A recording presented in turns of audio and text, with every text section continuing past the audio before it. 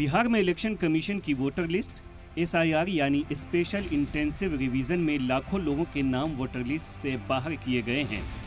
Draft voter list के मुताबिक बिहार के नए वोटर लिस्ट में 65,64,000 वोटों के नाम काट दिए गए हैं। इलेक्शन कमीशन के मुताबिक ड्राफ्ट वोटर लिस्ट में 7,24,05,756 लोगों के नाम हैं, जो पहले ये डाटा 7,89,00,000 का था। इलेक्शन कमीशन के डेटा के मुताबिक मुस्लिम अक्सरियत सीमांचल के 4 जिलों और दरभंगा में 9,65,000 वोटों के नाम काटे गए हैं, जबकि NDA के मजबूत किले तिरहुत और दरभंगा में 9 जिलों में कुल 21,29,000 वोटों के नाम कटे हैं।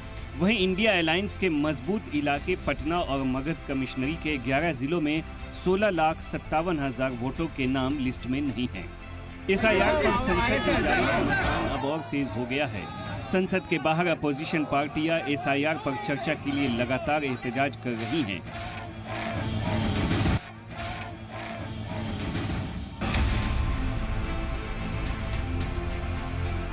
इंडिया इत्तेहाद ने साफ कर दिया है कि वो संसद में SIR पर चर्चा की अपनी मांग से पीछे हटने वाले नहीं हैं।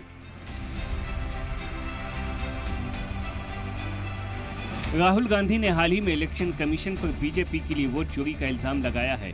इसके लिए राहुल ने महाराष्ट्र और कर्नाटक चुनाव में हुई वोट चोरी का सबूत भी पेश किया है।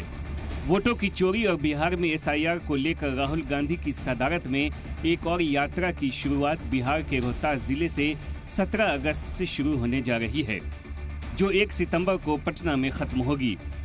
इसमें RJD लीडर तेजस्वी यादव भी राहुल के साथ शामिल होंगे।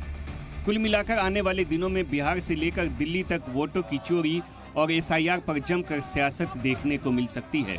फिलहाल अपोजिशन अपनी स्ट्रेटजी से मरकजी हुकूमत और इलेक्शन कमीशन को घेरने में कामयाब नजर आ रही है। सलाम टीवी के लिए नदीम अहमद की रिपोर्ट। चलेगी नहीं चलेगी वोट बंदी।